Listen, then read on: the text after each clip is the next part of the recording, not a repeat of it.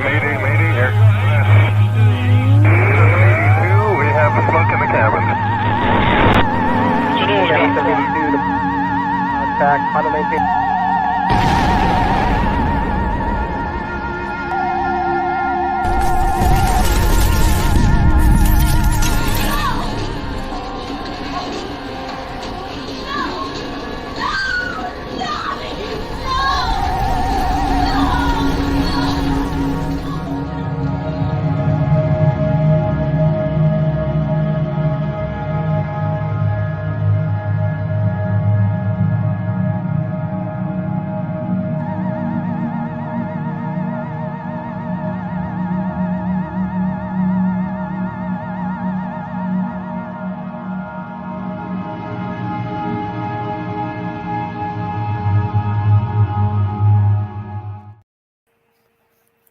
Hello, hello, hello.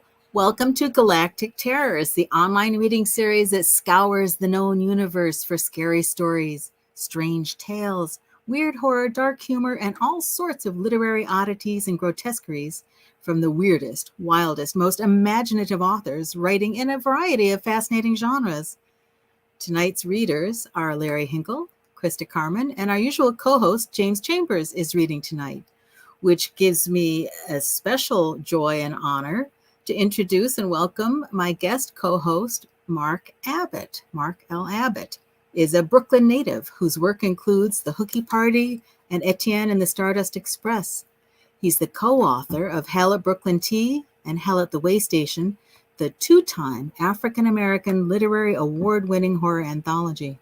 His horror short stories are featured in Hell's Heart, Hell's Mall, Under Twin Suns, Alternate Histories of the Yellow Sign, Even in the Grave, and the Bram Stoker-nominated horror anthology, The Empire State of Fright, New York State of Fright. He's a Moth Story Slam and Grand Slam Storyteller winner and an award-winning actor. You can find out more about him at whoismarklabbott.com or stay tuned, and he's going to join us.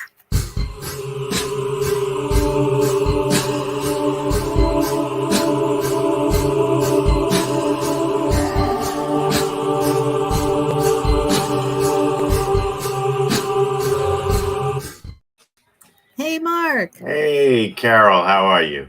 Good. Thanks for joining us. Oh, thanks. Thanks for having me. It's going to be a lot of fun. Yeah, I like showing the little video just because I love seeing that cover of the anthology every time, whenever I can. Yeah, such a great one of actually is one of my favorite of the two that we did. Mm-hmm. It's that cool. that sequel. So yeah, with Stephen Van Patten, and this one has Kirk Johnson as well, right? Yeah, definitely. Very cool. So we will talk some more about that when we get to the end about what's coming up. So yeah, sure. That's pretty cool. But all right, I have an official question. Do you have any idea how many days it is until Halloween? I counted. Oh, I have to count it. I think it's 19. Does that sound 19? good? Yeah, that 19 days. Right. Yeah, that's only a little over 2 weeks, right? Yeah. I this is my favorite time of year. Yes. I love the fall, and especially I love Halloween. Mm-hmm. Love it to death. Do you decorate and stuff, or? You know what's funny? My daughter asked me the other day, how come we don't decorate for Halloween? Uh-huh. And I told her, I said, we could try it next year, but it's never been something we've tried, but she's into it just as much as I am. So maybe next year we'll start buying things piecemeal and work our way up to it. And on then sale. Yeah. Oh yeah. You get, what is it, November 1st? run into Spirit right. Halloween if it's still around, and just grab a whole bunch of stuff that's on sale and get ready for next year. Yeah. Well, I happen to have an idea of what we did to get ready for the show. I sort of got some secret little pictures. This I think was you getting ready for the show, kind of getting into the mood, right? Yes. Yeah. And then I kind of like did a few things. I got a little, nice. Got the hair going and all that. Mm-hmm. You got to primp for it and all this. Oh yeah. But we are not the only people who get ready for this show. The audience. Oh my gosh, the audience. Look at them. Look at it. They're making their way to their computers. Yeah. They're ready. They're ready for Halloween. Yeah. Mm-hmm. Cool. So there's another cool thing that's going on with, of course, we're from the Horror Writers Association New York chapter, and we're part of the overall Horror Writers Association. But, not everybody listening is, so they may not know something that's going on this month. On the basic HWA site, it's got on horror.org, there's something coming up every day where one of the authors is doing a Halloween haunt. Yeah, they're doing a little blog post on some of this stuff. I don't know if you got to see any of them. But, no, you know what? I haven't, but I'm definitely going to check them out now that I know that that's something that's going on. Yeah. So, some of them sounded cool. Okay. J.G. Faraday did a Marie Kondo Halloween. I think that's maybe where you're clearing out some of the stuff. Mm-hmm. Yep. And somebody else was talking about what the drive-in means to me. That was David Sharp. Oh, Did you do drive-ins? You know what? I have very, very vague memories of drive-ins. I remember my parents taking me to them. One fond memory I have is where they had me get down on the back floor and just covered me with coats. So now I know why, because they didn't want to pay for me. Oh, okay. Pay the extra ticket to get into the drive-through, the drive-in. But there was one out on Long Island. I vaguely remember it, and I may have went when I was like 4 or 5. So, but I know when I was in Atlanta, there were a couple of them, and I think one night we went out to one and had a really good time. But I wish they would kind of bring those back. Yeah, a lot of them closed down. I think there's like one left in in this area, in the New York area. But I remember when I was a kid, my parents took me to, it was a double feature, and they thought I would watch the first movie, and then they put up a blanket between the front and the back seat, told me to go to sleep.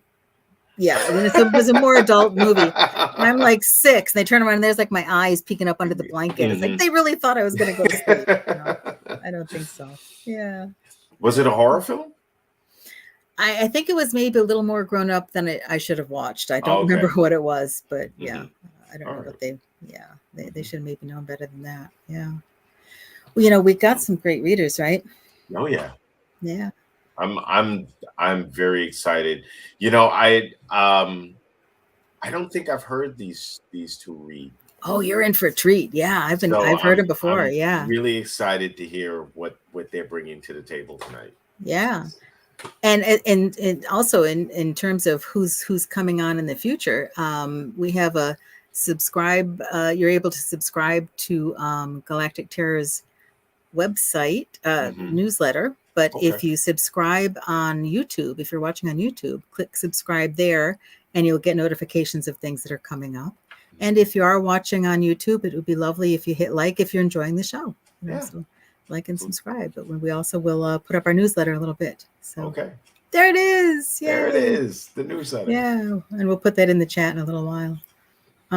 So I think what we'll do, we're going to start with Larry, but I kind of want to show this. This is something that Larry did for us. This is October Screams. This is the Halloween Anthology that's just coming out that he's reading from. But he did something fabulous for us. If you see down there at the bottom, there's so many authors, he can never get them all on the cover. So he just made a special effort to point out to us in orange for Halloween that matches the cover, plus Larry Hinkle. So I think that was really thoughtful. I love that. Him. Yeah. I love that. It's really awesome. So let me start out with his bio, and then we can get into his reading. So I'll see you back in a little bit, Mark. See you soon. All right. So Larry Hinkle is an advertising copywriter living with his wife and 2 doggos in Rockville, Maryland. When he's not writing stories that scare people into peeing their pants, he writes ads that scare people into buying adult diapers so they're not caught peeing their pants. His work has appeared in Dark Recesses Press, the NoSleep Podcast, and October Screams, a Halloween Anthology, which is just out from Kangas Kahn Publishing, among others. He's an active member of the HWA. His short stories have made the preliminary Stoker ballot twice in the past 3 years. He's a graduate of Fright Club and Crystal Lake's Author's Journey program, an HWA mentee, and a survivor of the Borderlands Writers Bootcamp. Look for his debut collection, The Space Between, in February 2024 from Intrepid Audio Publishing. And you can stop by and say hi at writtenbylarry.com. Larry?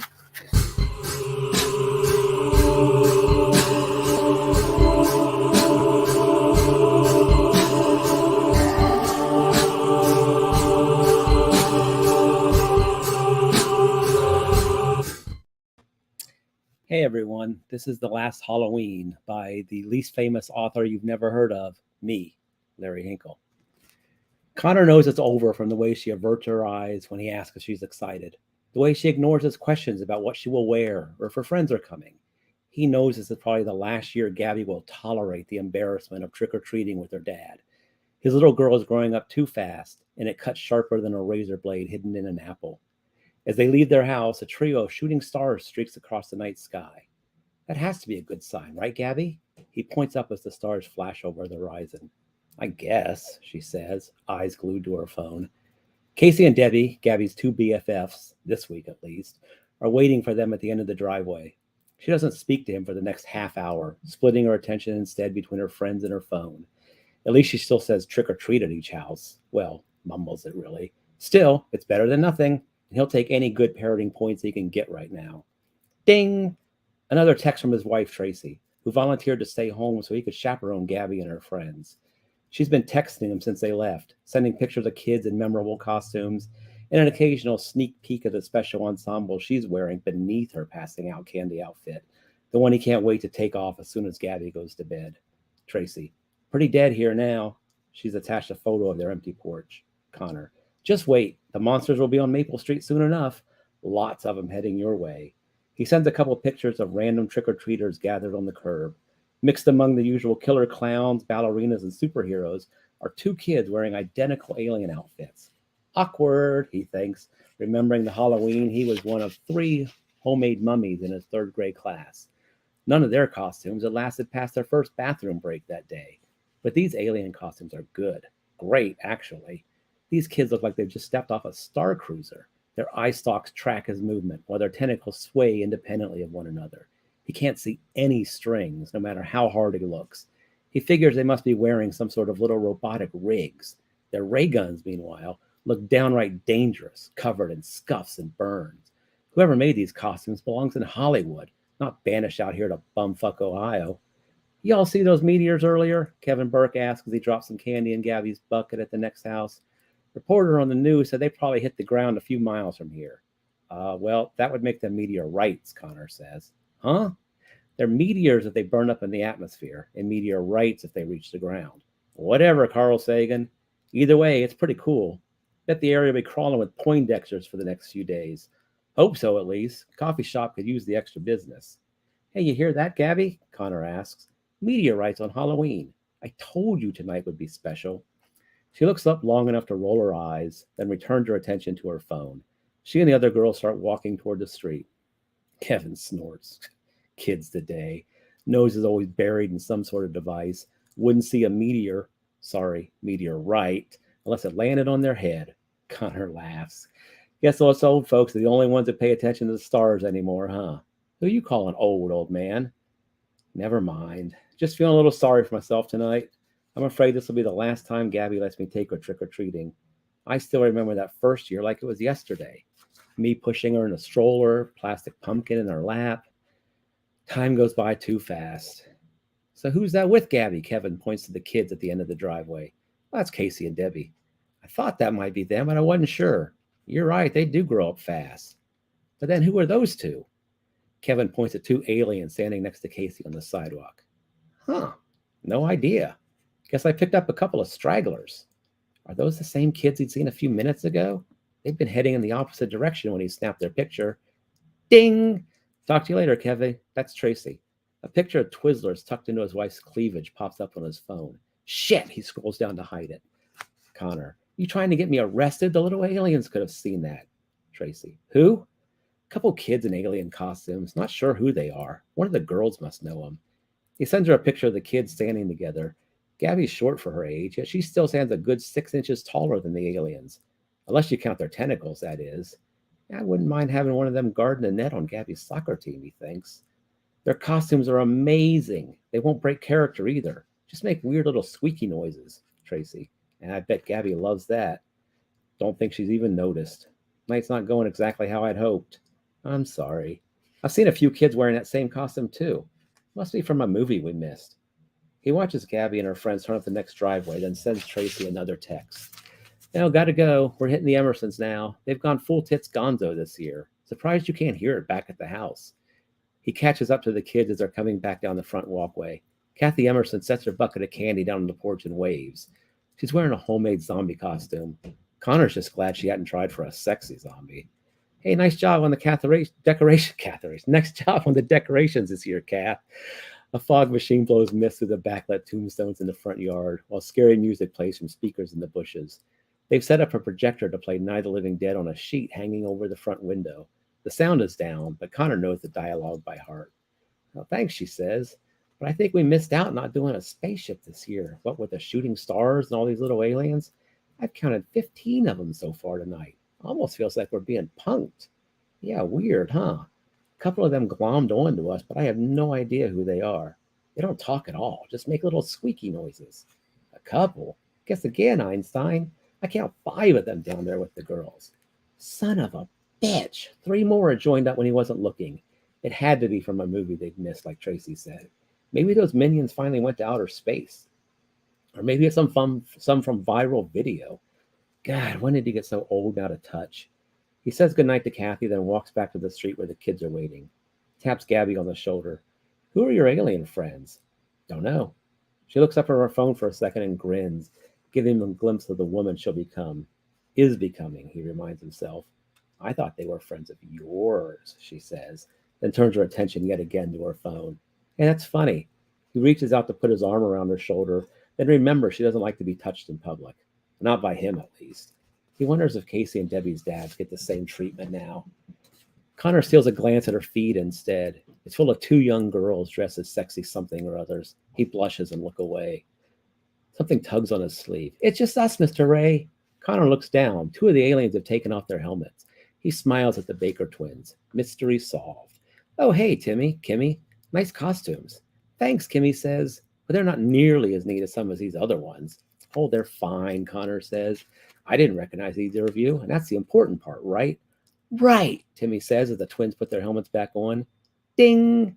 This time, Connor makes sure there are no kids in eyeshot before he opens Tracy's text. Tracy. Friggin' creepy. The attached picture shows maybe a dozen aliens huddled on their front porch. I looked up and they were just out there, never rang the doorbell. When I opened the door, they just stared at me. No trick or treat or anything. They don't have candy sacks either. Just scary-looking ray guns. Think you can come home soon? Connor. Yeah, we're almost at the end of the block. 2 more houses, then we'll head back. I think Gabby's tired of me anyway. Tracy. Thanks. I know this night meant a lot to you, but these kids are freaking me out. I promise I'll make it up to you. The attached photo shows a candy bar tucked into her garter belt. She must not be too scared, he thinks. The kids had gone on without him. He doesn't want them to get too far ahead, so he picks up his pace. He walks past the Godfrey's place. They usually pass out great candy, but tonight their house is dark.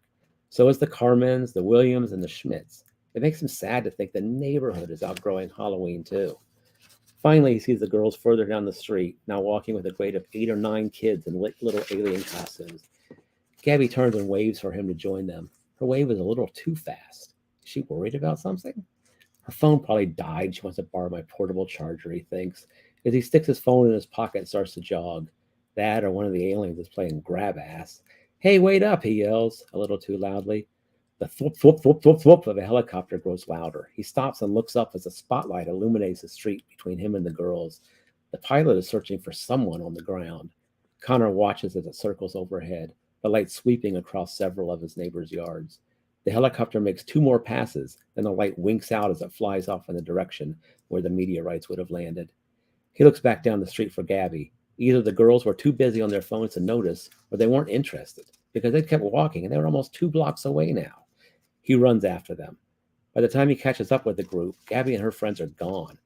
Now it's just the aliens. Hey kids, where's Gabby? He wheezes, struggling to catch his breath. His stomach rumbles at the smell of barbecued meat. Maybe next year he'll drag their grill out to the front drive and pass out hamburgers and hot dogs to the parents. It'd be nice to have a new Halloween tradition. He just needs to find Gabby first so he can go home and rescue Tracy. The aliens stare up at him. Gabby, where are you? Casey? Debbie? His voice raises a little with each name. Nobody answers. He calls her phone, but it goes straight to voicemail. Ha ha, very funny, girls, he says. They're probably hiding behind the bushes, having a good laugh at the old man. Or even worse, filming him. That'd be the perfect capper to the night. He moves to push his way past the nearest alien. Come on, Timmy, Kimmy, whichever one you are, scoot out of the way. One of its tentacles smacks him hard. Fuck, he yanks his hand back. There's a bright red sucker mark on his wrist. The alien looks up at him and lets loose a string of squeaks. You're not Timmy, he says, staring down at the alien who hit him. He sweeps his gaze over the group. Timmy and Kimmy aren't there either. Okay, this has gone far enough, he says. Where's my daughter? Where are the other kids? He stands tall, puts some extra bass in his voice, in full adult mode now.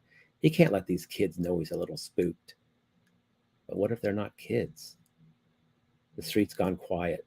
Even the Emerson's scary music has stopped. The aliens form a loose circle around him. Please, did any of you see where they went? His voice cracks, but he doesn't care. His daughter is missing, and finding her is all that matters. Ding! He nearly drops his phone. It's a video call from Tracy. There are aliens pressed up against every window. Their eye stalks sway as they peer into the house. The tips of their lasers glow a fiery orange. Help, she whispers. They're all around the house now. I turned out the lights, but I'm afraid to move. I don't want them to know I'm in here alone. She turns the phone to her face. Come home now, she says through clenched teeth. Here's glass break. Tracy screams as a brilliant white light fills the screen. The call disconnects. Fuck! Tracy needs him, but he can't leave without Gabby. He tries calling Tracy back. His phone beeps and disconnects again. He tries calling Gabby, but this time his phone shuts down. What the hell? He smacks it a couple of times, but the screen stays dark. Gabby, your mom's in trouble, he yells. We have to go. He turns to run, but the aliens have closed tight around him. The tips of their lasers glow orange as they take aim. Overhead, the sky is filled with shooting stars. The end. Wow. Oh, wow. I love that. That was great. Thank you. That was great. It was nerve-wracking. Oh, I have to ask, where's the inspiration from that? I'm getting all kinds of. You know, it's some of it is honestly just, I see all these kids come trick-or-treating at our house every year, and I have no idea what they're dressed up as. Mm-hmm. And it's just like, I just feel really sometimes, I mean, we don't have kids, so we don't know all the movies that kids are into. Right. And it's just like, wow, what if something really scary was going on and I just thought it was costumes, but it's actually, you know, so it just came from there. Are you a fan of 50s sci-fi? Because I got that whole kind of Mars Attacks, War of the Worlds kind of thing going on. I grew up on it. You know, I grew up on all the horror stuff, but I mean that stuff was always on. Like on Friday nights, we had Chiller Theater in Columbus, Ohio, where I grew up, and we would get our sleeping bags out and sleep on the living room floor and watch the scary movies. They always had like the old 50s stuff. You know, Them. I think it was Them with the giant ants. Yes. And then it was called 5 Million Years to Earth here in the States, but it was actually Quartermass in the Pit, which was like the big grasshoppers from Mars, that one. So all those old big monster movies I really, really loved. And I just thought that kind of lent itself to this story. It was just something fun. You know? Yeah, it came off, it absolutely came off as one of those, you know, quiet little towns, and the aliens suddenly decided to descend on this place and kind of mingle in with everybody. It was absolutely fantastic. Here's a question. I ride my bike and post my rides a lot. Like last week, I rode 120 some miles on my bike, and the scariest thing is I've had a deer run out in front of me, and I had to stop really fast to slam on the brakes. And a few weeks ago, I ran at a bend, and an old lady was in the middle of the trail petting a dog I had to put my bike down so I didn't hit her and I had a helmet on, but smashed my head really hard and gave myself a concussion. So that was kind of scary. There is one house though that I drive by, because I live in Rockville, and if I ride my bike sometimes down to the National Mall, it's like a 50-mile round trip or so. Okay. But there's this one house I ride by, and you can see their yard off the trail, and they've got these weird like cement statues, these figurines in the backyard. And I swear the last time I went by, they were closer to the gate, you know? So it's like, there could be some cycling. I mean, that could be something kind of fun, you know? Yeah. Like now I'm going to watch them, you know, just to make sure they're not. Yeah, just keep an eye on them. Although that would be a really cool trick if you live there, just to move them. Just to move them an inch every if anyone notices. Oh, that you know you have to write that now, right? You know, you've been put to task. That's going to be one of your. I'm going to ask you one more question. Okay. What or who inspired you to get into this genre we call horror? Well, I mean, reading wise, it's Stephen King. The story everyone says, but it was really my mom. She died in July, so it kind of sucks that my collection has finally come out in February, so she doesn't get to see it. Mm-hmm. But she introduced me to horror at a way too young and inappropriate age. And you guys were talking about drive-ins. I can remember going to a triple feature at the drive-in, and it was before my sister was right before she was born. So she's 5 years younger. So I must have been 5 years old. And the last movie of the night was Night of the Living Dead. And there were people like in the parking lot, you know, acting like zombies, walking through and banging on cars and stuff. And I just thought that was the coolest thing ever. Wow. You know, and she took me to see Halloween in the theater, you know, so it was definitely her. I read all her books, like all the Stephen King stuff. She had I wish I still had these books. She had all the Alfred Hitchcock anthologies, all the Twilight Zone anthologies. And it was definitely her. I give her the whole credit or blame, depending on how you want to. Lee Murray. I just told you why. It's my mom's fault. Like Norman Bates, we blame it on mother. Yes. All right. Well, thank you, Larry. Thank you, everyone. I hope you like later. And I'm going to go ahead and introduce our next reader for the evening. CHRISTA CARMEN lives in Rhode Island with her husband, daughter, and bloodhound golden retriever mix, and is the Bram Stoker Award-nominated author of the short story collection Something Borrowed, Something Blood-Soaked from Unnerving, and the forthcoming Gothic thriller, The Daughters of Block Island from Thomas and Mercer. Additional work can be found in Vastarian, Nightmare, Orphans of Bliss, Year's Best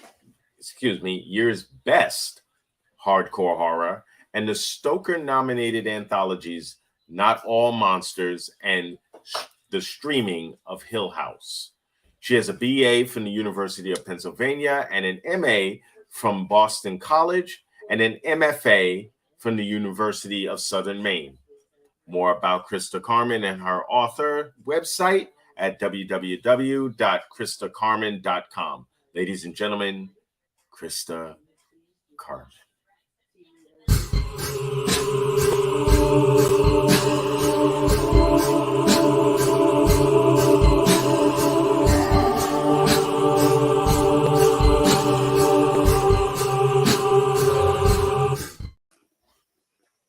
Hello. Thank you so much for having me. I'm going to read from The Daughters of Block Island. I'm going to skip the prologue and start with chapter 1. Blake knows she's in a gothic horror novel the moment she steps off the rain-slicked ferry. The terminal is as dark and deserted as if each of Block Island's 1,000 winter residents has hunkered down to escape the storm. Upon closer inspection, she sees a lone, somewhat decrepit taxi, its headlights turning raindrops into will-o'-the-wisps. Ducking her head against the whipping wind, Blake sprints across the lot. The rippling, flint-gray puddles are smaller versions of the 12-mile stretch of ocean she's just crossed. The taxi driver is no older than 30, with shoulder-length black hair and features that remind Blake of her Taiwanese-American roommate. When Blake knocks on the window, the woman almost drops her phone in an effort to unlock the doors. "I didn't really expect anyone tonight," she says, once Blake has climbed in and stuffed her soggy backpack between the seats. "I'm glad I came out, though, or you would have been a heck of a lot wetter than you are now." She holds a roll of paper towels through the glass partition, and Blake takes one gratefully and wipes her neck and brow. The sense of surrealness she experienced on the ferry has extended into the taxi. Like she fell asleep in her apartment in South Boston and has since been in the midst of one long, illogical dream. She slips a hand into her jacket pocket and fingers the aluminum medallion, tracing the embossing on either side of it. Maybe illogical dreams are what everything in early sobriety feels like. "Where to?" the driver asks. One sec." Blake pulls her hand from her pocket and digs around in her bag. She unearths a tattered paperback and finds the piece of paper stuck within its pages. 1701 Mansion Road, she reads. There is silence, and Blake looks up to find the taxi driver staring at her in the rearview mirror. She double-checks the address. 1701 Mansion Road. She fans the book's pages, but that's the only piece of paper she has. Is that not right? The driver puts the car in reverse. No, that's certainly an address. You're going to Whitehall, then. It's unusual for someone to be staying at the B&B this time of year. She catches Blake's eye in the rear view again and gives her a smile that's meant to be reassuring. Blake isn't reassured. She sits back against the seat and closes her eyes.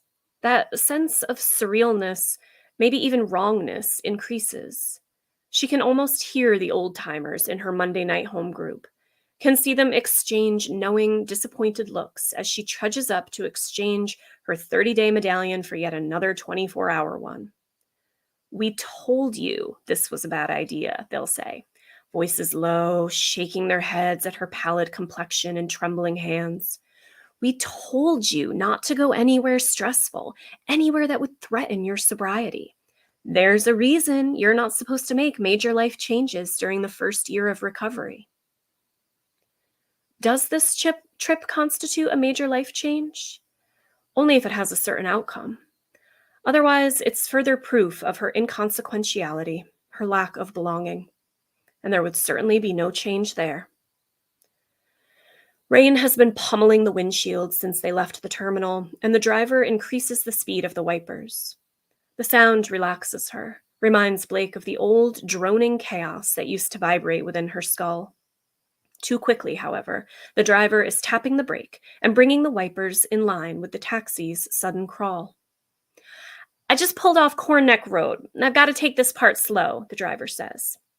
Fiona keeps saying she wants to have Mansion Road paved, but Eileen insists it'll ruin the aesthetic.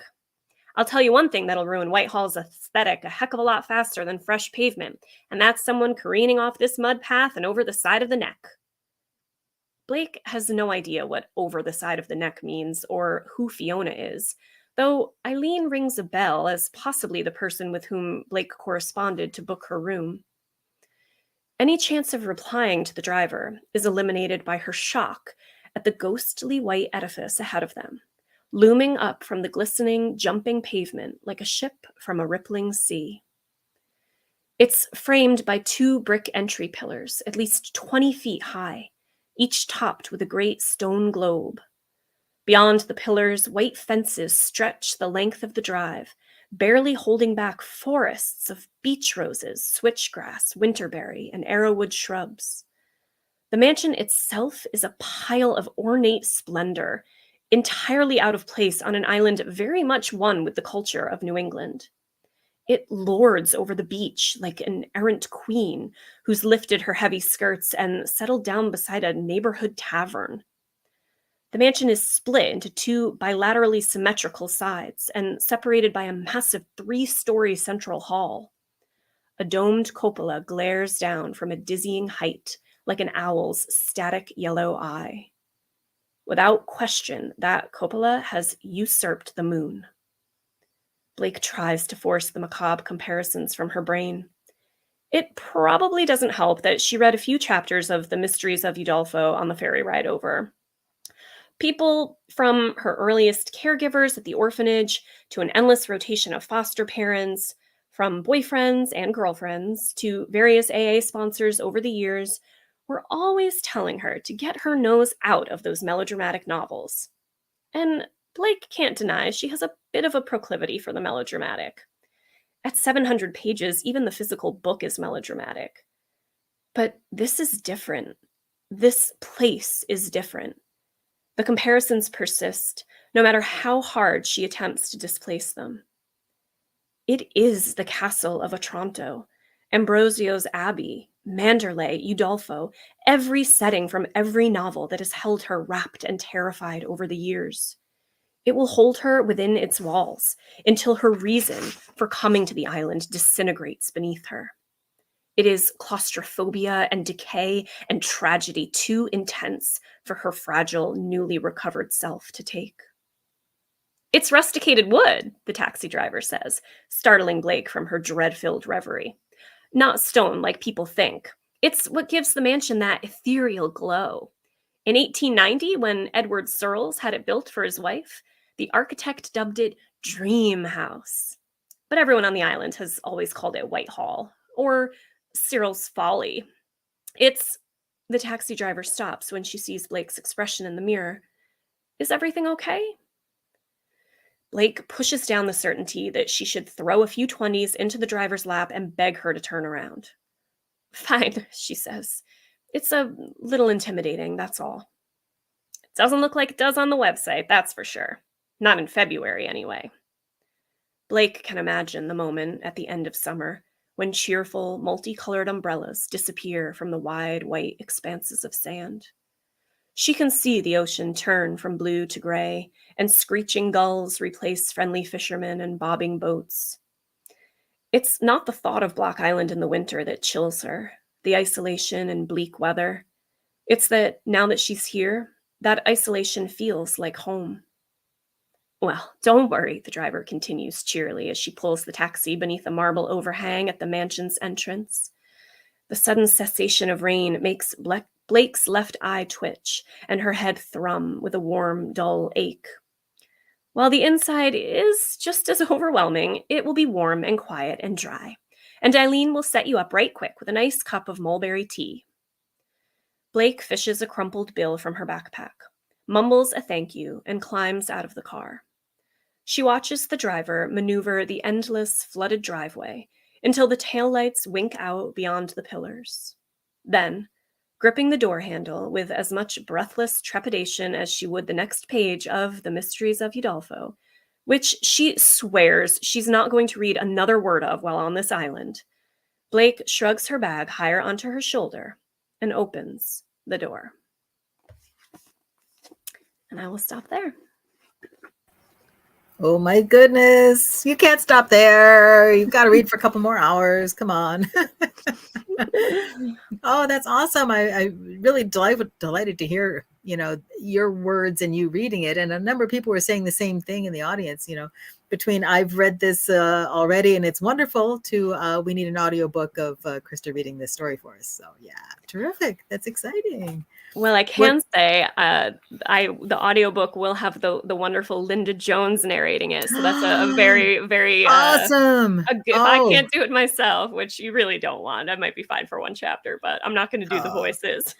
Linda's awesome. Yeah. Yes. Oh, that's terrific. Now I'm even more excited. Terrific. So just tell us before we ask you a few questions, what's the actual release date, just so everybody knows? December 1st. Okay. We'll come back to talking more about things coming up at the end, but I just wanted to make sure we know how nice for holiday giving. Yes. Cool. So what, now you and I have talked a little bit before. I used to be part owner of a big sailboat, and we would sail from the end of Long Island out to Block Island. It would take 12 hours to get there, so I've been there before, and I know what a weird, creepy place it is in the winter. So how did you get involved with this place, and what made you think of this as the the setting for your story? Yeah, so I mean, I'm from Southern Rhode Island, and Okay. even just living here in Westerly, growing up here, it's always just so strange. You know, it's very much a tourist town that I live in, which is even more so. It's hyper, you know, this way on Block Island, where in the summer, hundreds and thousands of people flock there, and you know, everything is bright and cheery and ice cream cones, and on Block Island there's mopeds, and there's, you know, Ben and Jerry's ice cream shop and this big funny hat store, and people are just living it up and getting, you know, getting drunk on the beach, a little bit of that. Yeah. And then the winter comes, and it's just a completely different experience. It's very quiet and desolate and dark, and everything gets gray. And I know that happens in a lot of places, but the dichotomy between those two things in you know, tourist places in Rhode Island, I always remembered. And I also always remembered in high school, or maybe 8th grade, we had a student from Block Island that would like video conference into some of the classes, because there weren't even enough people at her school that were like taking certain courses. And I always just remembered like wondering what it would be like to grow up on Block Island. And I wanted to write something Gothic set in my home state. And I wanted it to be as isolated as Block Island. But originally I didn't think there was anything like Gothic enough there. And then I discovered that this building, Whitehall, actually did really exist. And it burned down. It burned down in the mid 1900s. It was built in the late 1800s. And to look at it, it's just like, you would not expect a place like this to have been built on the shoreline of Block Island. It just looks very like I described that. Even the pile of ornate splendor is actually something like very close to something that I pulled from a guidebook that talked about the mansion when it was still up. When it was there. Okay. Well, Lee Murray asked, I want to go after reading this book. Does the house or some facsimile of it exist? But did they rebuild it after it burned down, or is it gone? No, so it's completely gone. There are still sort of like skeletal pieces of foundation that can be found. And the entry pillars that I also talk about in that opening chapter, they are still there. And the area became known, it's still today called Mansion Beach. And if you didn't know that there had been Whitehall there, people would be like, why Mansion Beach? Well, Mansion Road is a real road though, right? Yeah. That goes along the okay. Yeah, that's cool. That's cool. Yeah. So lots of people have said that they like the location and the setting and such like that. You know, let's start at the beginning a little bit. Nick has a great question though. For folks who want to get into your work, where do you suggest they start? Which of your writings best exemplifies you? That's putting you on the spot. No, I mean, I think definitely this novel is, you know, it's my debut novel. It's the culmination of a lot of different novels I sort of tried my hand at over the last 10, 8, 7, I don't know, years of kind of penning some earlier novels. But I do have a short story collection. I think Mark mentioned it in my bio, the Something Borrowed, Something Blood Soaked.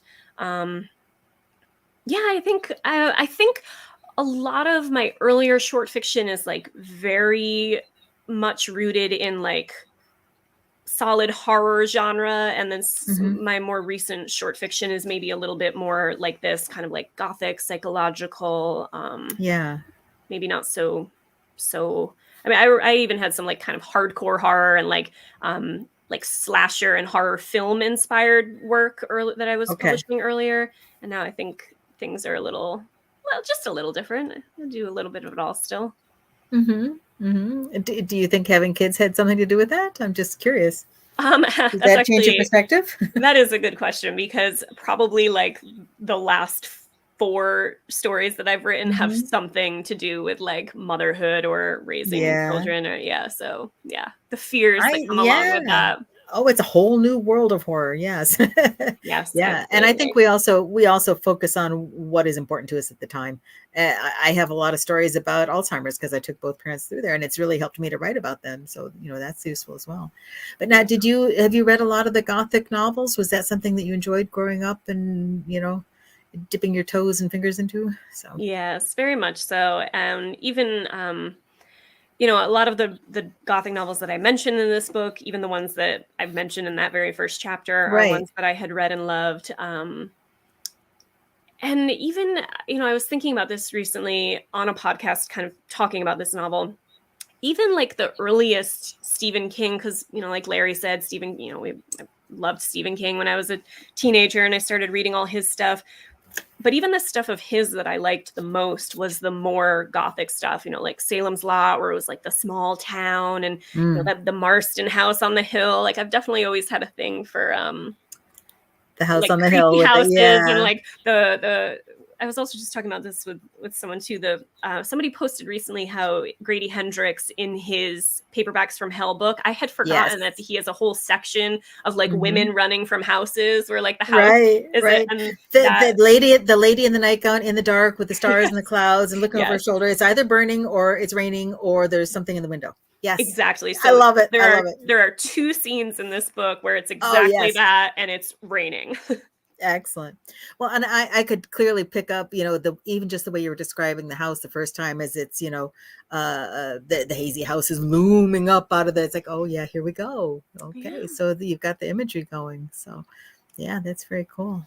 But one of the things I did try to do, because when I started writing it, I did start to feel like I was writing into like a very formulaic subgenre with the Gothic.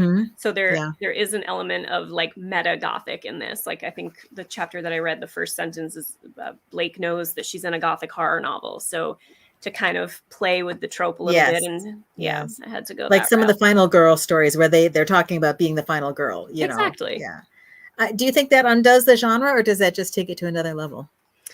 I mean, I definitely think I'll just speak to writing it. It took it to another level for me in writing it. Hopefully readers find that it does that for them, but that will remain to be seen.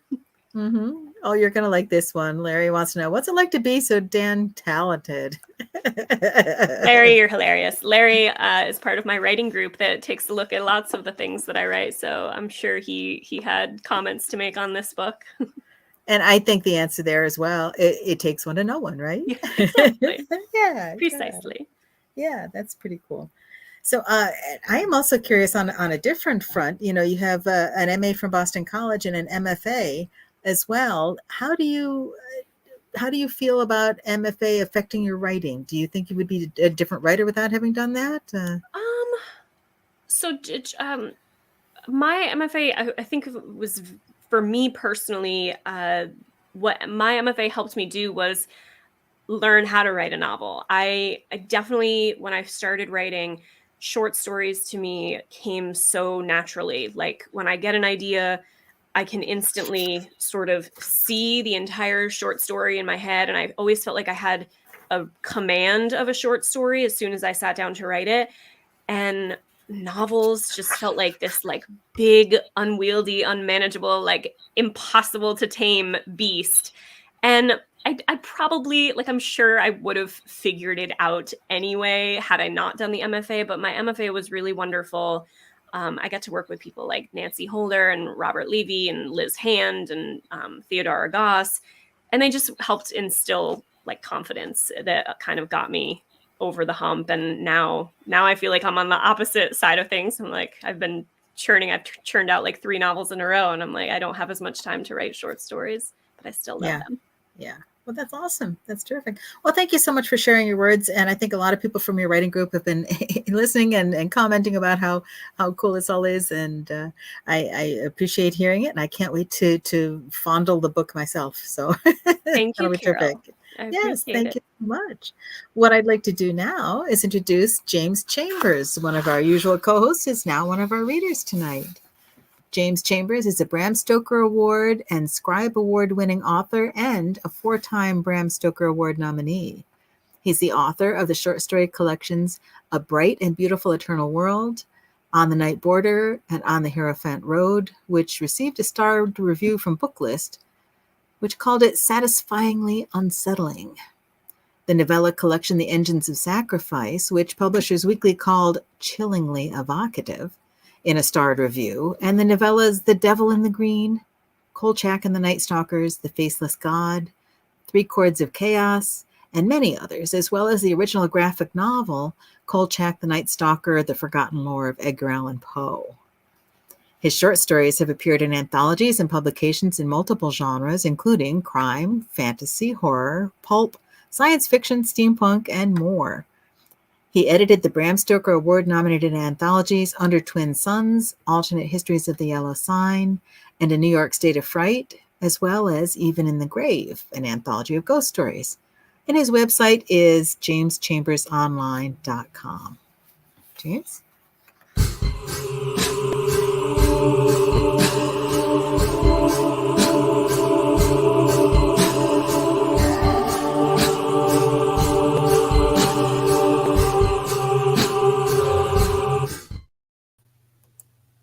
Hi, good evening, everybody. Thank you so much for joining us for Galactic Terrors. I'm happy to have a chance to kind of hand off my host duties for the evening, for the month, to Marc Abbott. Thank you, Marc, for joining us, and to share an excerpt from my soon-to-be-published short story collection of cosmic horror, A Bright and Beautiful Eternal World. This is a story, it's set in Nicksport, which is kind of my little cosmic horror version of Long Island, and I'm going to be reading a piece from All's Well That Ends. And this is in the style of sort of journal entries, just so I'm kind of picking up a little bit into the story, just so you're not so too disoriented. July 2nd, morning. I found a claw on the beach.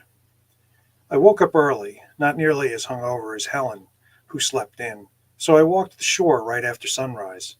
The claw prodded out from the sand, jammed there by the tide. No idea what kind of crab lost it, though I've heard they can tear them off to escape predators and grow them back. I've seen dead horseshoe crabs washed up among the driftwood, and the desiccated remains of sand crabs no larger than a quarter. Hermit crabs scuttle in the surf, even some fiddler crabs. But this claw, it's the size of a baseball mitt and must have fallen off a crab as large as a lawnmower. A king crab, a spider crab? I had no idea such large crabs lived in these waters. I thought they kept to colder climes and deeper seas. Or someone brought this here, delicacies for a backyard seafood boil, and the litter wound up in the water. It's hollowed out, the meat removed, by crab forks or hungry fish and raccoons. Its colors adopt different hues and sheens depending on how I hold it to the light. It seems translucent at some angles and imbued with an iridescent haze. Its shape suggests a greater range of function than the simple pincer motion of crab claws. The two prongs swivel independently with a range of almost 180 degrees. Never seen anything like it before. Fascinating. I carried it back to the house and left it on the table in the screened-in porch away from scavengers. Maybe I'll squeeze some still life studies in among my landscapes. July 2nd, moonrise. Helen slept until mid-afternoon, roused herself for dinner, a garden salad and mustard-crusted salmon I grilled. She picked at it, dull-eyed, sullen, beads of perspiration on her brow. I didn't think she'd drunk enough last night for such a tenacious hangover, but she rubbed her temples and barely spoke. When I opened a bottle of Sauvignon Blanc, she gagged on a whiff of alcohol. I kissed her on the forehead and sent her back to bed. She didn't argue.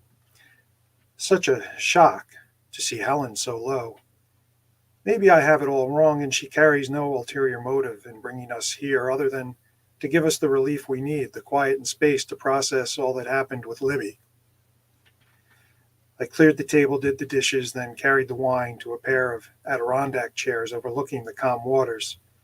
Such a cliche, these Adirondack chairs, yet so comfy and comforting. I finished off most of the wine and watched twilight settle, then surrender to night before I dozed off. I woke as the moon crested the horizon, grand in its full Selenic glory. Dark gave way to shades of blue and ivory, and long moon shadows stretched across the sand and the grass. Wind chimes jangled softly at a neighbor's house. Water lapped at the beach. From the next yard came a buzzing, voices playing on a torn speaker or struggling through radio static. I glanced at my watch after midnight. I'd slept for hours. My neck ached. To bed, but as I hiked up the slope, a voice called my name. I saw no one around and realized I'd imagined it into the buzzing sounds dancing around the air. In bed, I found myself too rested by my nap to sleep. I grabbed my journal, and thus I write these words, while Helen slumbers beside me, and outside the irritating buzz drones on and on and on, filling the soundless space between the chirps and calls of the night bugs. July 3rd. The truth. Back to herself and happy about it, Helen hit the ground running this morning, literally. Up before me, lying in after a restless night, she jogged through the neighborhood and returned, sweaty and glowing from the day's early heat. She teased me out of bed with promises of coffee. By the time I showered and dressed, she'd staked her claim on the study off the living room. Laptop open, files and notebooks stacked around her, a handful of monographs and reference books within reach. Over her coffee, she read, of all things, the children's picture book, The Little Prince by Antoine de Saint-Exupéry. Curious indeed. A children's classic I hated, right alongside The Giving Tree, but for entirely different reasons. Not one to forfeit a contest of shocking revelations, I said, "Did I ever tell you Bob Fosse's performance as the snake in the movie of that book scared me so deeply as a kid my parents sent me to a therapist?" This Helen couldn't ignore. I savored a thrill when she closed the book and set it down. "Seriously?" she said. "Cross my heart and hope to die. He was a villain, and the little boy trusted him. The bad guys won in that one. I never understood how the grown-ups thought that movie merited a school field trip." Helen frowned and suggested I reread the book if that's how I remembered it. I noted I was talking about the movie, not the book, and the memory of my personal experience, not literary criticism. Then asked what either had to do with the work she dragged along on our retreat from the urban crush. She offered up her usual excuses for bringing work, namely that if I planned to spend time painting, she wouldn't very well sit and do nothing waiting for me. Of course, that old song and dance. But the book, the house? Yes, well, it seems Mr. de Saint-Exupéry wrote and illustrated that very book in this very house during his exile from Vichy, France. Furthermore, Mr. Saint-Exupéry, decorated aviator, combat pilot, author, vanished while on a reconnaissance mission over the Mediterranean only a short time later. Took off from Corsica, then disappeared into history after a period of deep depression. Oh, Helen, my Helen, why must we do this to ourselves? July 4th. Fireworks and stinging insects. Yesterday I painted, thereby fulfilling the prophecy of Helen, thereby allowing her to dedicate herself to her work without the burden of conscience. Fine.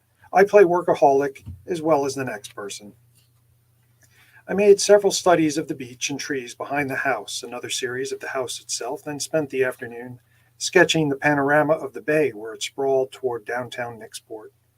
All well and productive. I lost myself in work for hours, but the main things I accomplished were keeping out from underfoot of Helen and her work, and distracting myself from asking the question that burned at the forefront of my thoughts.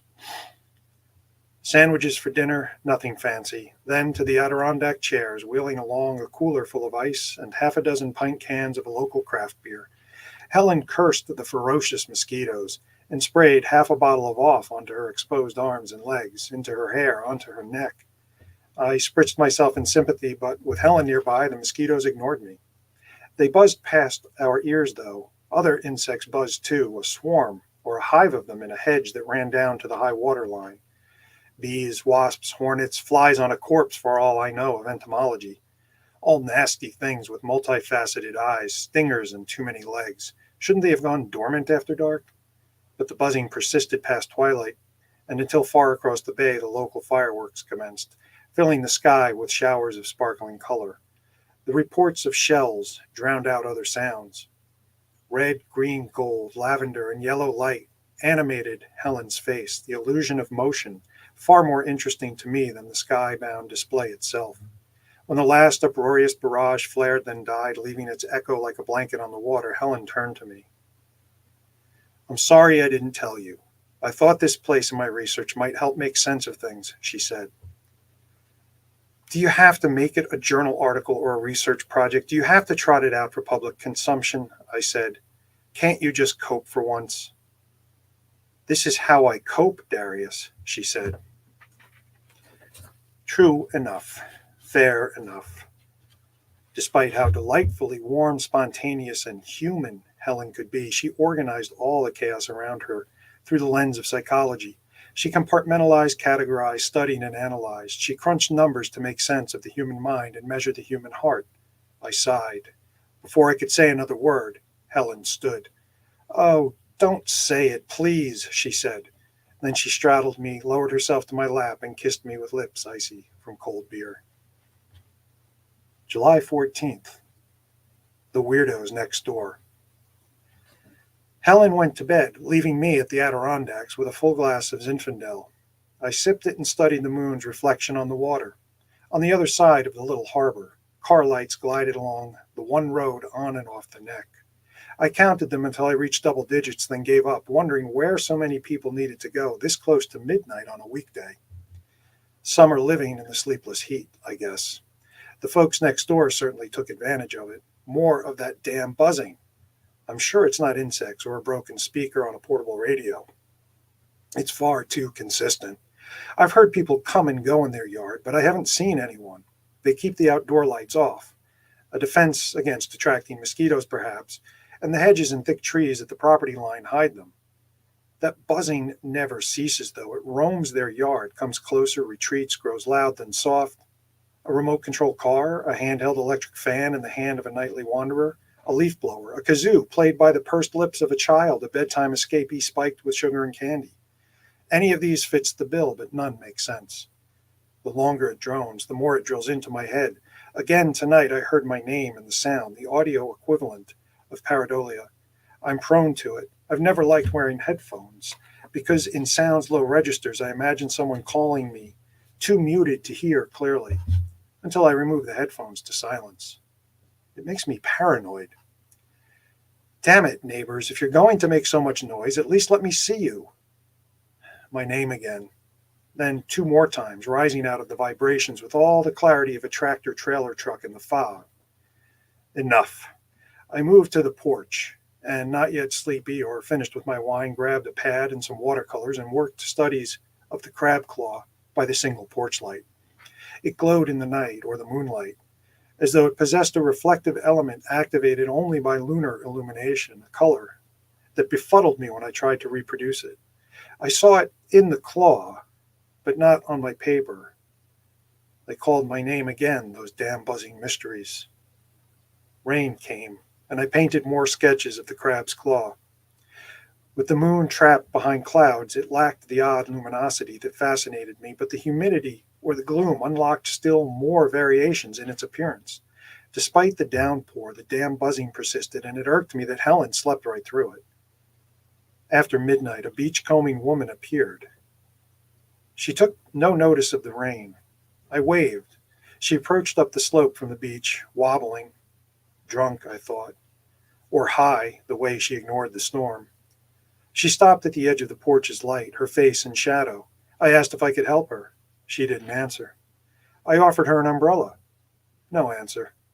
Are you staying at one of the houses along the beach? No answer. What is your name? Nothing. Odd, odd, odd indeed. I introduced myself.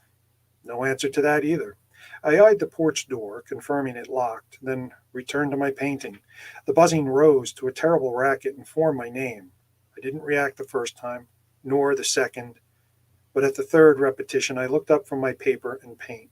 The buzz formed my name again. I slammed my brush on the table. Why are you here? What do you want? I asked the woman. The buzzing cycled, loud, quiet, loud, and in its cacophony, an answer emerged. You can escape the pain. You don't have to suffer. No one must suffer. I dropped my brush and stood. Who are you? Why did you say that? No answer. No surprise. Frustrated by the one-way street, I switched off the light and walked to the door. A flashlight sat on a shelf inside there. More buzzing words. There is no point to enduring this struggle. We gain nothing from this fever of living. We don't even understand why we suffer. We simply do, and there is a better way.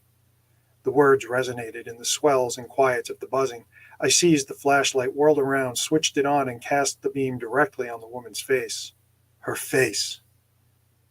My God, I'm losing my sanity. The buzzing shrieked so fierce it hurt my ears. The woman lifted her arm across her eyes to shade them, then scuttled away into the dark. I don't know another way to describe how she moved. But not before I saw her eyes, her mouth, her hair, not before I recognized Libby. And I'll stop there. Oh my goodness, Jim. Nice. Nice. I Oh, have wow. to say, we're all wearing these headphones. I'm a little worried. Cool. Wow. Yeah, you got some great reactions. Lauren's like, ooh, odd indeed. Yeah, right? Oh, I like this one. Yeah. Yeah. All right. We're having some fun with the reactions. Wait, there it goes. Teal says, first Mark makes sure I fear sweet potatoes. Now Jim makes me unable to eat crab meat. Yeah. Mark has a great story about yams, which is like, oh my God. Yes. Yeah. So it's you guys can make a complete meal with your horror. This is really awesome. Well, there it is. Yes. They all meet in. I don't know. Do yams? Can they withstand salt water? I don't know. We'll have to try. We'll have to see in James's world.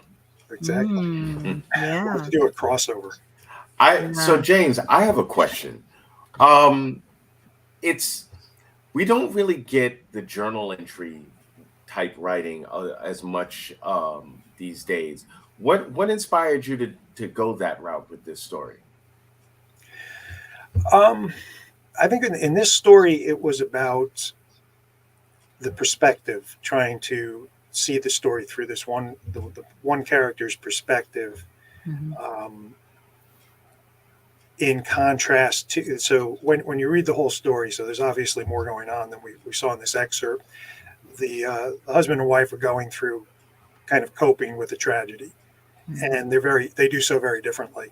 And that's kind of that's a core piece of the dynamic for the story and for the plot and for how things conclude.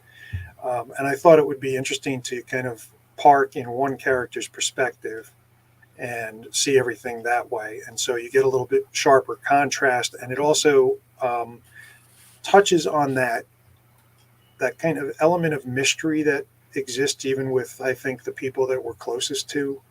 It's like you know people really well, but you never 100% know what's in their mind. Right. We don't see that internal dialogue that's going on. Yeah. It's interesting because Lee Murray was commenting on the same thing. I love epistolary storytelling, and I know she's just had her novella come out in that format, I think. So, yeah, very cool. So maybe we'll see a little resurgence. Maybe you guys are going to bring this back. That'd be cool. Neat. I do love that. I understand what you're saying about the people dealing with conflict and grief in different ways, and the woman organized the chaos. That was her approach. So that's very cool. And he's taking his brush and doing it an entirely different way. Yeah, that's very cool. That just scratches the surface of where it's going. Oh yeah, I am sure. I am sure that Mm-hmm. this is true. Yeah. Oh, that's kind of fun. So, all right. And Nicholas had a fake question. What's in the bag, Dad? Don't answer that. Yeah. I think Nicholas knows what's in the bag. I'm assuming he's referring to one of my stories that's titled "What's in the Bag, Dad." Okay. Yeah. But he does have a real question. As Long Island changes, how do you think Nicksport changes? Is it hard to maintain the history and the time and the geography of your own creation? It's not hard to maintain it because the fictional version of the geography is a little bit fluid. It's not like I've sat down and mapped it out and things are completely locked in. So I can kind of cut a corner here, push some things together here if I need to. And I do a lot of the stories in the Nicksport cycle are period stories. So they're sort of historical horror fiction. And so I can do the research, and the research is, the history's not changing. So that helps. But several of the stories in the collection are set in the present or into the future. And that definitely has had an the way the world is now has had an influence on Nixport now versus Nixport stories I wrote 10 years ago. So I mean, I think if anything, the world seems far more chaotic and cosmically terrifying now than it did a decade ago. So it just works really well, Well, yeah, I can see that. Certainly Long Island traffic is a cosmic horror.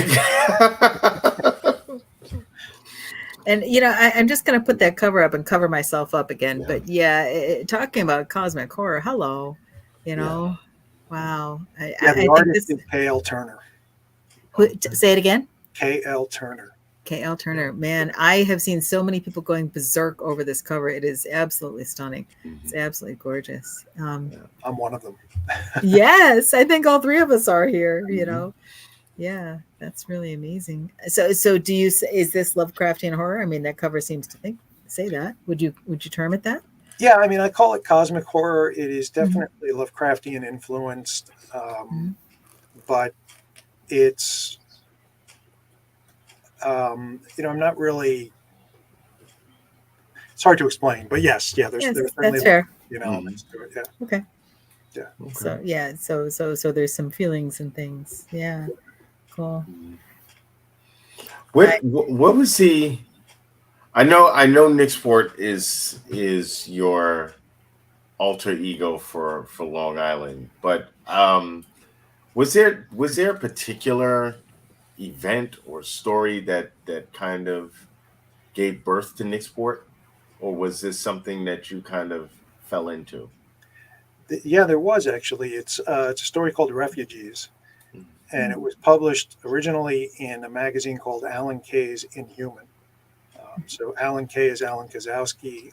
So horror people might know him for his years and years of illustrations. He does these amazingly creepy, stippled, detailed illustrations, a lot of horror movie drawings and things like that.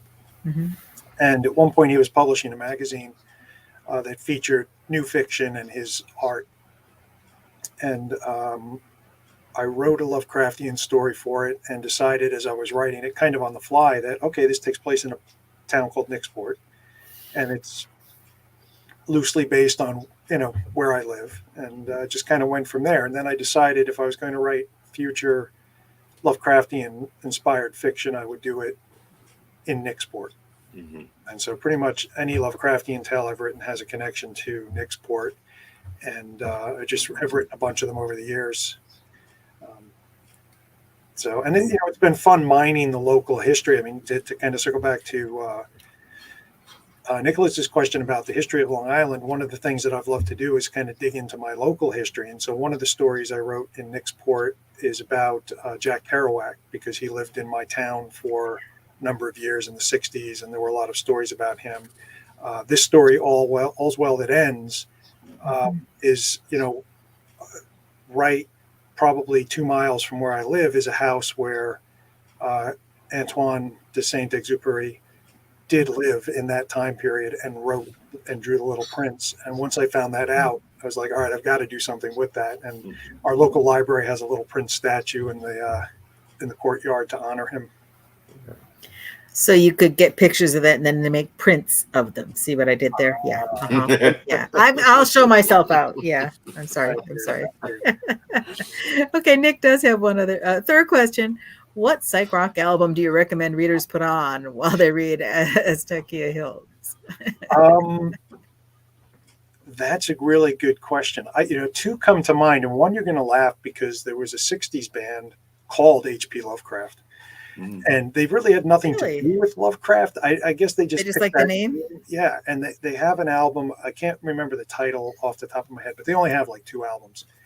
But the one I'm thinking of is such a pure example of 60s psychedelic rock that I'm surprised it's not more popular. But that's probably a good one to accompany it. And the other one I would recommend is and I'm blanking again on the name, but there's a King Crimson album that I think is a good fit for that too. So I'll try to, once if I remember the name, Nick, I'll send it to you. And yeah, I think Nick's asking because the story he's referring to is a song left behind in the Aztecia Hills, which is a Nick Sport story that involves Jack Kerouac and a psychedelic rock band. Yeah, that one was great. I love the story. In the nearby hills. Yes. So, oh, that's really cool. That's pretty neat. So, is it okay to ask if tentacles play a part in this? Because, you know, I love everything tentacular. Yeah. Or do you not want to say? I'm not a big tentacle person. Okay. You certainly, you might see a tentacle here or there, but I kind of see all of that stuff as much bigger than tentacles. It's much more. Yeah. It's not just tentacles. All right. It's not just tentacles. Okay. I feel like there's plenty of tentacle horror out there if you're looking for that, and so I try to go in a different direction. That's fair. Yes. Yeah. Take the path less traveled. Well, this has been really cool, and I'm delighted to hear this. I put the link to the Weird House site up there because there's several different formats of this book, right? Can you just tell us what that's all about, and then we'll bring our other folks on. Yeah, Weird House.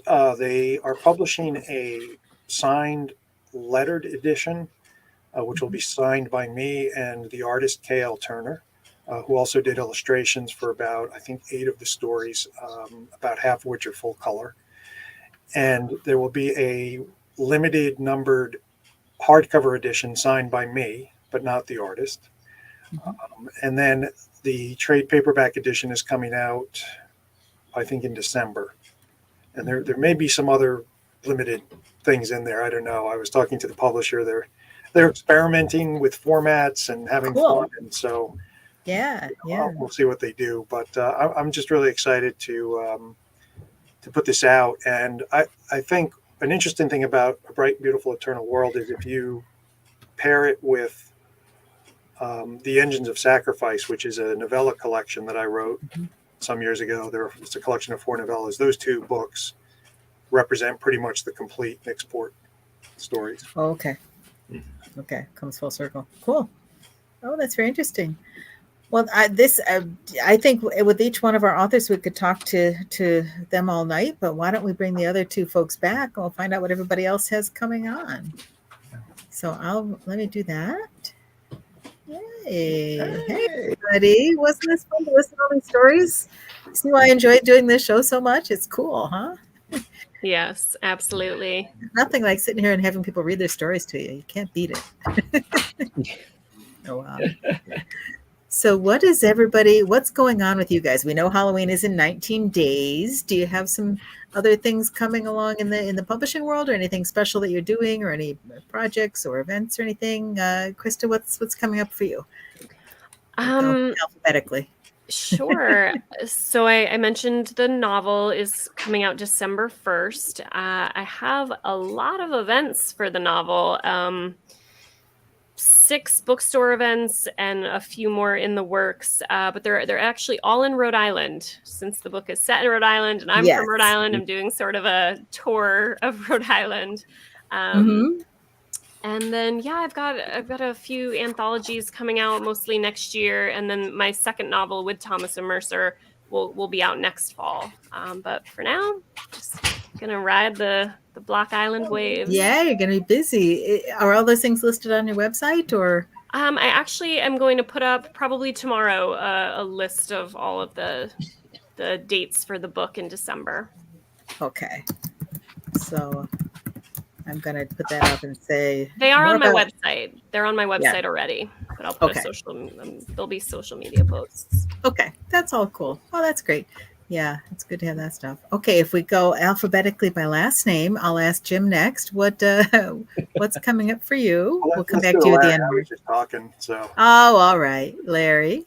I was just trying to figure out my alphabet, I have my debut collection from Trepidatio Publishing is coming out in February of 2024.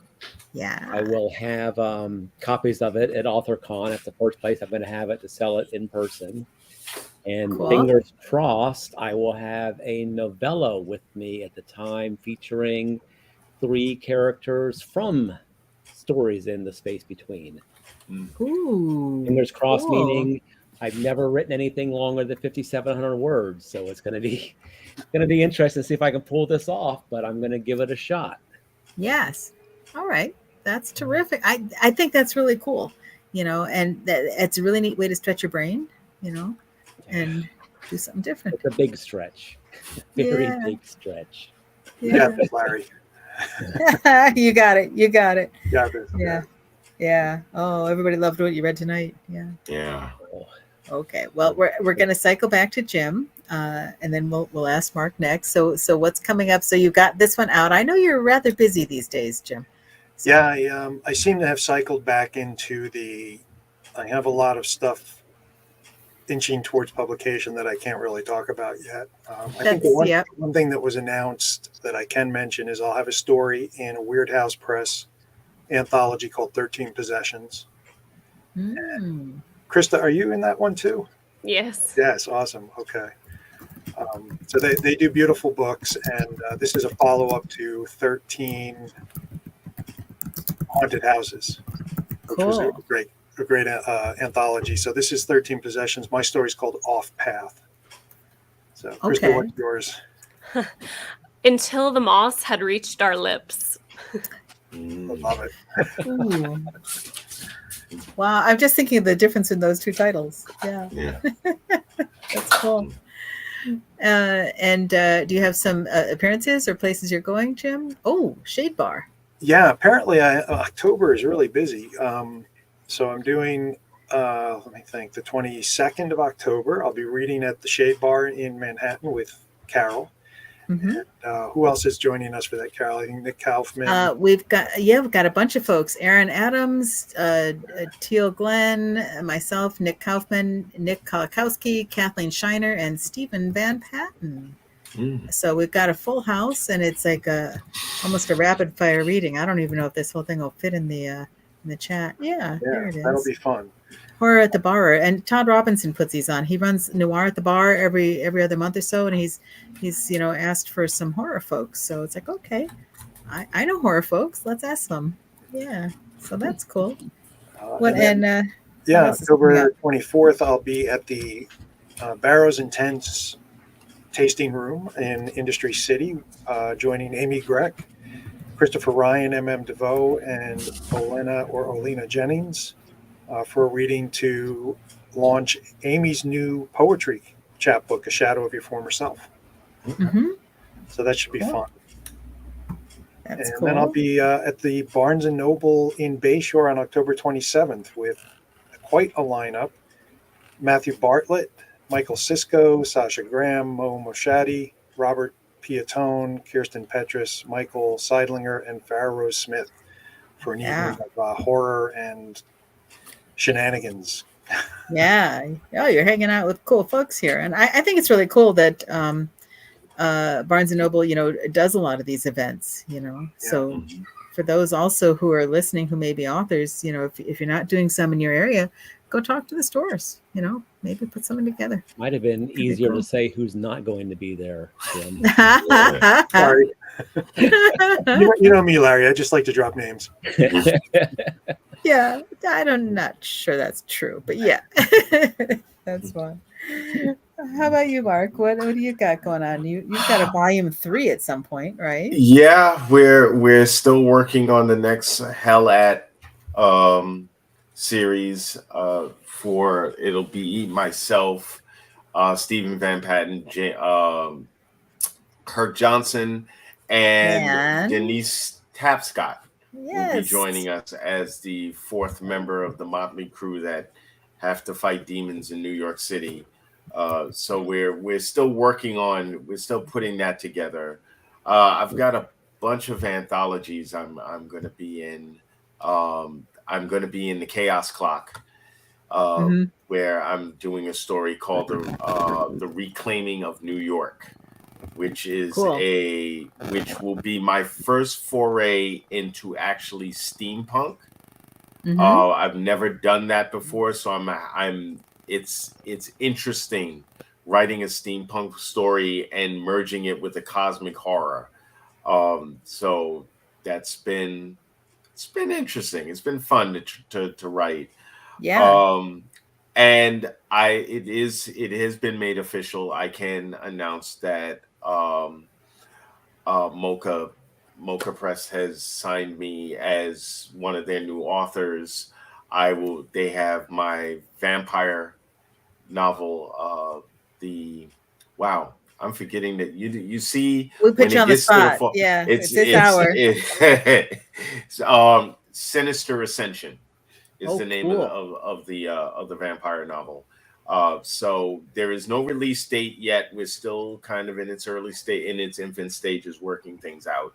But I will be in Atlanta, Georgia next week for the Multiverse Convention from the 20th to the 22nd. So I will be doing some readings. I'll be hosting some events. I'll be doing some panels. And on the 30th of October, I will be at the Brooklyn Books and Booze at Borrows and Tents. Oh, that's right. I have been told I have been told we have to come in costume. So it should be interesting. Everybody knows me. I go big or go home, but it's a weeknight, so I may go mediocre and then and see how that you may go halvesies. Okay, I may go halvesies, but keep it simple, but nothing too intense. You're thinking Nick Fury or Voldemort? Oh no, not the Voldemort's for Comic-Con coming this weekend. Okay. No, if I haven't decided yet. Nick Fury is always the easiest. If I can get the makeup done for the scarred eye, definitely I'll probably pull he might make an appearance. But you definitely got the attitude for that. Yeah. That's well, now that he's gone gray, it works. Now I don't have to do the whole just don't have to get the mascara, and cover this up. So. Are you also doing the Q and Willow event on October 27th? So the Q and Willow event has been postponed. Okay. So that we're I knew that. I did know that. Yes. Okay. We're kind of in limbo with that one at this point. Okay. But, they're a great place to work with. And these are all the New York, we're talking these New York events, because they're the New York folks and stuff. Yeah. So, yeah. What about you, Carol? What about me? I'm going to be up at Merrimack Valley. The book festival is this Saturday for those in the New Hampshire area. It's like the world's biggest horror book sale kind of thing. It's like Scholastic Books only for horror and such. And also at the Horror at the Bar coming up on October 22nd. And that's way cool. And I'm going down to West Virginia for a novel writing workshop with Michael Knost, which I think is going to be fun at the end of October. So I'm going to enjoy that a lot. So that'll be neat. Yeah. And then we have November. We can do this again. Yeah. And that is one exciting thing. Sometimes we get a little bit busy and we don't always have all of the information available for the next shows. But you know what? We actually do. And that's going to be cool. So I know those people. Yes. Next month in November, we almost always do it the second Thursday of the month. But in this case, because of a conflict that Jim had and I had, we're going to push it to the third Thursday. So we're going to be on November 16th, and we've got Rebecca Cuthbert, Rachel Brune, and Greg Chapman. And some of you may know that Greg Chapman lives in Australia where the time zones really don't line up well. So Jim has done a really cool thing to do a recording of that. So we're going to get to see him when he's not asleep. So that's good. Yeah. So I'm looking forward to that. His stories are great and his artwork is great. Rebecca Cuthbert is one of our New York chapter folks. And Rachel Brune and I work together in Chrome Girls Press and have worked together in Writer Punk Press and a lot of things. So I'm looking forward to our next show as well. I hope everybody who's there can come and join. And please feel free to like and subscribe on YouTube if you're watching that way. And if you have not yet, you're welcome to join up on our mailing list. And we do not spam people. We usually send twice a month, but today was such a crazy day. I didn't even get the second one sent out there. So there you go. but we did have all the links in the first one. So please feel free to sign up for the newsletter, and I will put that right here in the chat.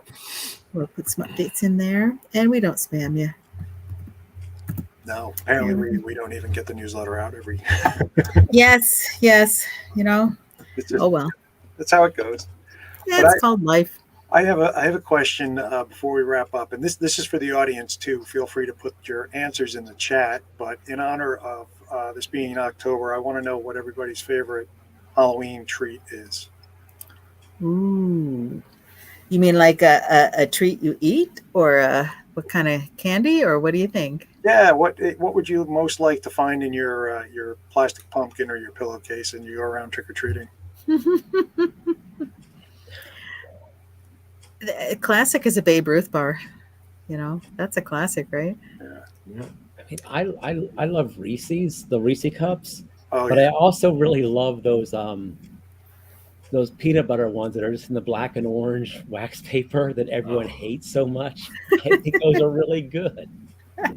Oh, I don't know what those are, Larry. No, They're the ones that nobody eats, and I would get them all. that's why you like them.